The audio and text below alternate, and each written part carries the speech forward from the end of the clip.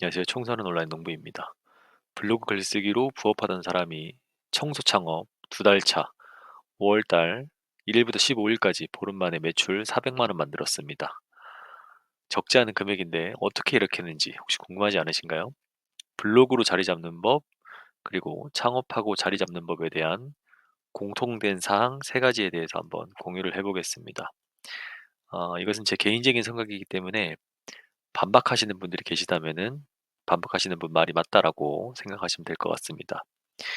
자, 최근에 경기도 팍팍하고 정말 퇴직하시는 분들도 많습니다. 공고사직 당하시는 분들도 많고, 그러다 보니까 부업으로 제2의 직업으로 블로그 부업을 하시는 분들도 정말 많고, 또 소자본으로 저처럼 청소 관련된 업종으로 창업을 생각하시는 분들이 많습니다. 아마 이번 달에 창업하신 분도 계실 거고, 아마 지금 보시면서 고민하고 계신 분도 분명히 계실 겁니다.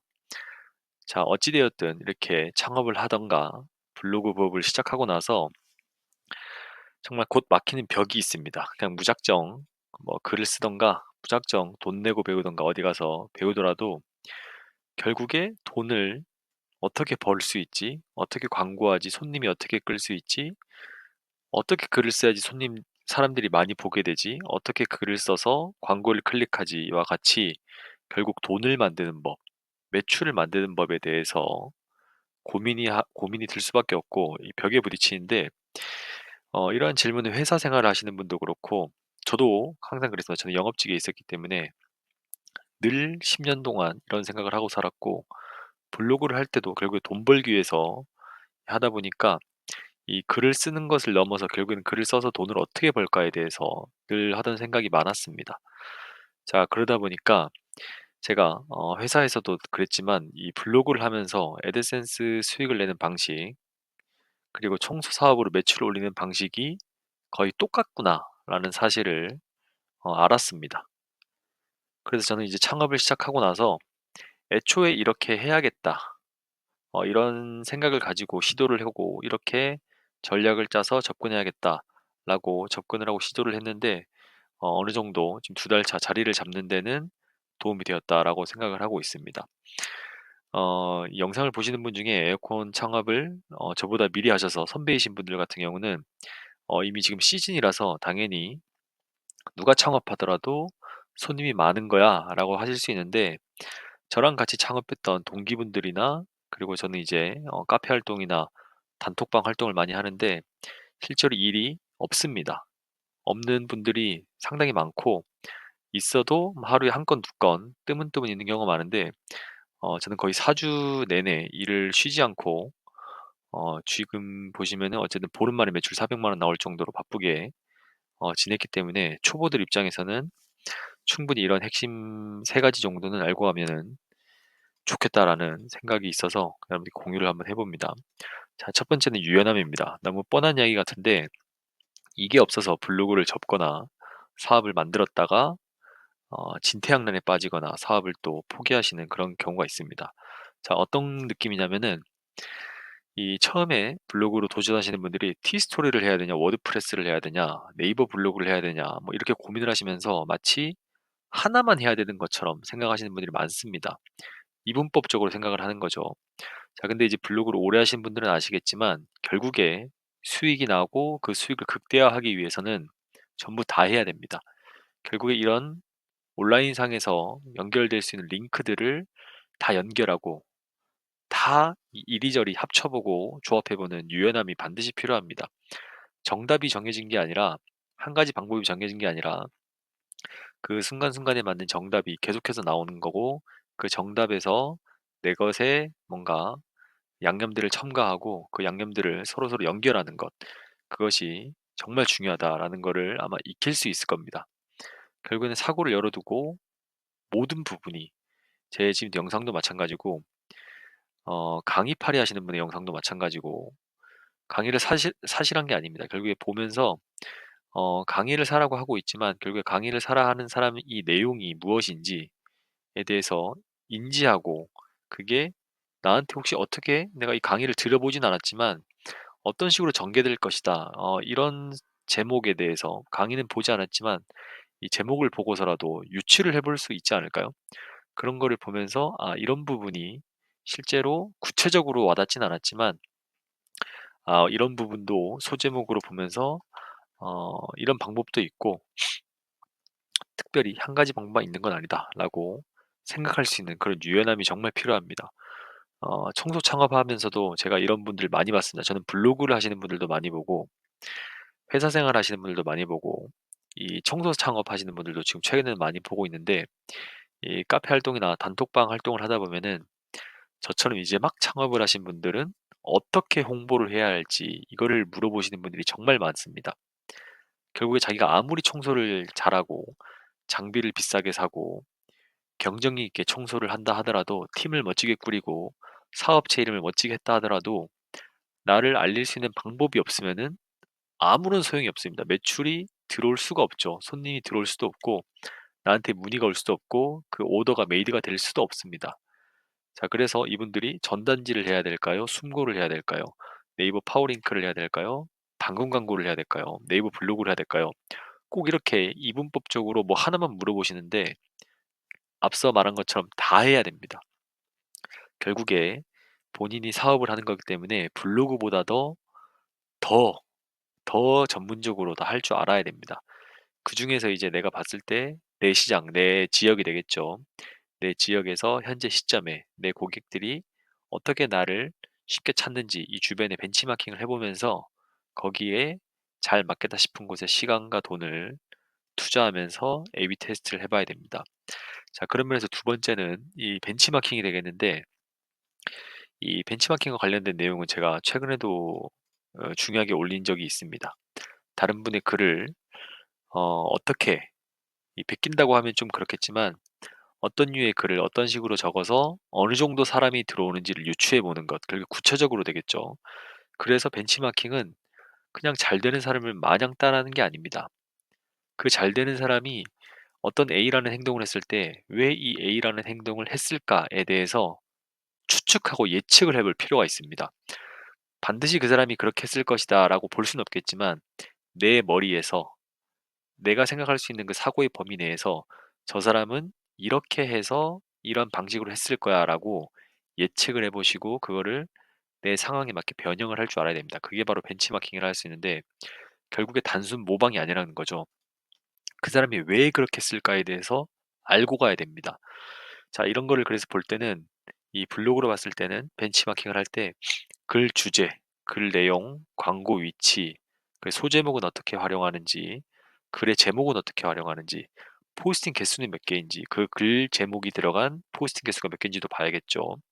그리고 전체 글의 개수가 몇 개인지, 그리고 그 글을 적었을 때 뷰수는 어느 정도 나오는지, 이 뷰수가 나오는 법은 제가 유튜브로 올린 적이 있는데 티스토리 앱을 통해서 어, 보고자 하는 그 페이지에 들어가시면은 인기 페이지에서 20개 정도까지는 일주일간에 뷰가 몇 개 정도 나오는지를 볼 수 있기 때문에 이런 거를 보시고 내가 적고자 하는 주제에 관련된 좀 잘 나가는 블로거분들 5분 정도만 체크를 해둔 다음에 그 일주일 안에 인기 글들만 포스팅을 한다 하더라도 뭐 실패가 거의 없는 그런 글쓰기가 될 수 있겠죠. 그리고 창업에서 초보자분들이 벤치마킹을 해야 되는 것은 단순히 나보다 잘하는 혹은 나보다 매출이 잘 나오는 그런 사람들을 무작정 보는 게 아니라 상품의 구성은 어떻게 되는지, 가격 구성은 어떻게 되는지, 이 사람이 홍보 채널은 무엇을 운영하고 있는지, 홍보를 문구를 쓸 때는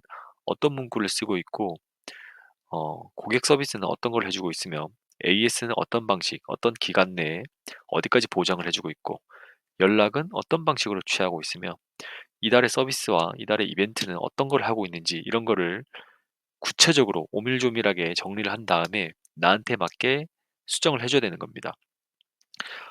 이거 진짜 뭐 글쓰기 하는데 이렇게까지 뭐 회사 생활하는 것도 아니고 해야 되고 이렇게 해야 되나라고 할 수 있는데 글쓰기는 돈 버시고 어쨌든 부업하시는 게 돈 버시는 거를 목표로 하시는 거잖아요. 돈 버시려면은 그냥 버는 거 없습니다. 고민하고 노력하고 해야지 돈이 내 주머니로 들어오는 거겠죠. 그리고 당연히 사업하시는 분들은 이런 좀 복잡할 수 있습니다. 이런 거를 안 해봤던 분들은 복잡할 수 있죠. 근데 안 하면은 결국에 외주 줘서 내가 알지도 못하는 그런 혹은 거짓말을 들어가면서 돈이 쭉쭉 나가게 되는 비용만 나가게 되는 그런 외주 업체에 어 등쳐맞기 딱 좋은 그런 사장님이 될 수도 있다라는 거를 생각하셔야 됩니다. 자, 저는 이런 거를 벤치마킹할 때 당근마켓에 집중을 하는 게 가장 적절하겠다라고 생각을 했습니다. 왜냐면은 제가 이제 고객이라면은 청소를 맡길 때 '네이버 블로그를 볼까? 당근을 볼까? 아, 두 개 다 볼 것 같은데 숨고는 좀 별로일 것 같아.'라는 생각에서 그렇게 접근을 했고, 당근에다가 우선 최고 뭔가 성과를 낼 수 있게 거기에서 뭔가 좀 작업을 해 봐야겠다라는 생각이 들어서 거기에 들어가서 내 인근에서 가장 잘 나가는 사람들의 업체 가격 후기, 문구 이런 걸 다 분석해 가지고 내가 가지고 있는 실력 수준과 내가 가지고 있는 아이템에 맞게 다 수정을 해서 업데이트하고 이것에 대해서 어필할 수 있는 그런 광고를 집행을 하게 됐죠. 그래서 결과가 한 달 만에 찜 100개 정도, 그리고 후기 30개 정도가 생기기 시작하면서 어느 정도 후기가 좀 쌓이기 시작하니까 일이 들어오기 시작했습니다. 문의도 훨씬 많이 들어오기 시작했고, 이렇게 좀 결과가 났는데, 자, 이거를 보시면서 그럼 결국에는 당근만 했네, 너도 이분법적으로 당근만 했네라고 할 수 있는데, 결국에 그게 아닙니다. 일일이 하나씩 성과를 낼 필요가 없고 다양한 플랫폼에 내 당근을 다 올리면 됩니다. 이게 무슨 말이냐 하면은, 제가 당근에서 지금 후기 106개, 후기 33개, 단골이 106명 이렇게 있고 평점이 5점인 제가 가지고 있는 이 광고 플랫폼에 올려놓은 것에서는 가장 신뢰도가 높은 그런 내용이 될 텐데, 이거를 각각의 원하는 숨고 그리고 네이버 블로그에 다 올리는 겁니다. 숨고는 저는 지금 거의 후기를 작성을 요청을 안 하고 있기 때문에 숨고에서 문의가 들어오면 이렇게 당근 후기를 보라고 올려줍니다. 왜냐하면 저에 대한 신뢰가 없을 거기 때문에 당근 후기를 보라고 올려주고, 네이버 블로그에서 들어와서 글을 읽다가도 당근에 들어와서 더 많은 후기 보고 할인 쿠폰 다운받기를 보내주고 있습니다.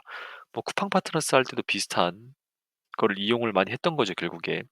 자, 그래서 이런 거를 이 블로그와 연관지어 본다면은, 나는 현재 네이버에 대해서 강점이 있는데 애드센스 블로그를 목표로 하고 있다라고 하시면은 네이버에다가 티스토리 링크 걸어주시면 됩니다.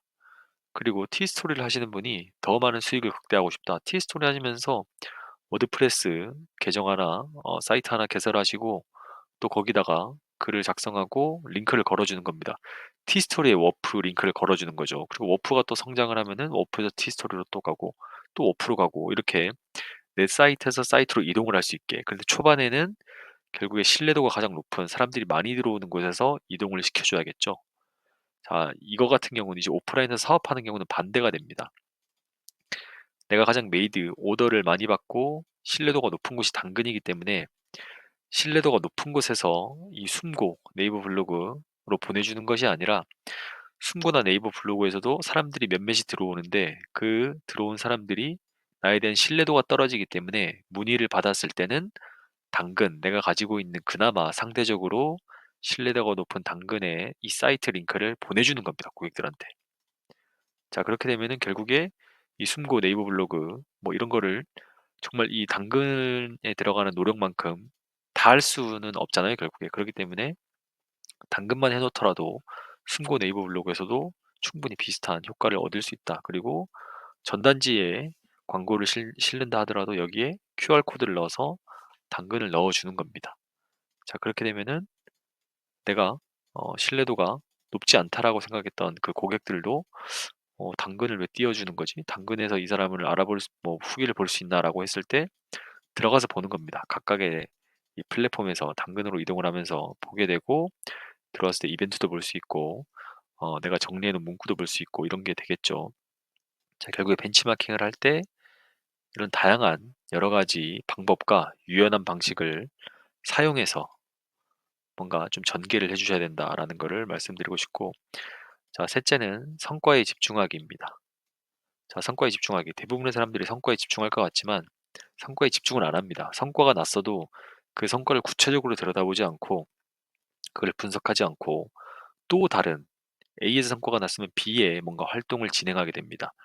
자, 어쨌든 블로그든 사업이든 성과가 난 곳에 화력, 시간과 자본을 투입해야 됩니다. 이게 어떤 의미냐면은 자 블로그에서 이 특정 URL, 이 특정 포스팅에서 RPM이 13, 페이지 뷰가 765, 예상 수입이 $10 정도라는 그런 성과가 나왔는데 이 성과가 나왔을 때 결국에는 이 A라는 주제에 대한 글을 롱테일 키워드로 여러 개를 작성한다라고 한다면은 이러한 비슷한 수익, 페이지 뷰는 모르겠죠. 비슷한 RPM, 이 RPM에 맞는 예상 수입을 기대해 볼 수 있다.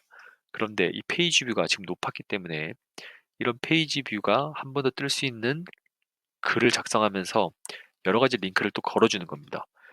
이 페이지에 들어왔을 때 여기서 다른 곳으로 넘어갈 수 있는 그 전환율이 5%, 뭐 10%라고 가정을 했을 때 링크를 하나 걸어주게 되면은 오가닉하게 순수하게 검색으로 들어오는 사람도 있겠지만 여기서 5%라고 했을 때는 뭐 30명, 10%라고 했을 때는 76명이 추가적인 전면 광고를 띄울 수도 있으면서 링크로 유입될 수 있다. 결국에 이 성과가 났던 이 결과가 나왔던 어떤 내 그 데이터를 기준으로 뭔가를 해야 된다라는 거를 꼭 인지를 하셔야 됩니다. 이게 그 사업에서 예를 들면은 저는 지난 4월 달에 4만 원을 들여서 한 개의 아파트에 전단 홍보를 했습니다. 여기에서는 7건의 문의가 나왔고 총 159만 원의 이제 매출이 나왔습니다. 이 중에서 매출대비 소모품 비용은 5%고 전단지를 출력하고 전단지를 붙인 비용이 6만 원이었으니까 순수익은 실제로 엄청 높은 편이죠. 자, 그래서 이렇게 쉽게 간단하게 할 수 있는 홍보를 해서 159만 원의 매출과 상당히 높은 이익이 나왔는데 비슷한 홍보를 해야 될까요? 말아야 될까요? 당연히 해야 됩니다. 더 비슷한 아파트를 찾아서 비슷한 유형의 에어컨을 가지고 있는 그런 아파트를 찾고 비슷한 세대수, 비슷한 광고비가 집행되는 그런 아파트를 찾아서 더 많이 홍보를 하고 투자를 하는 것이죠.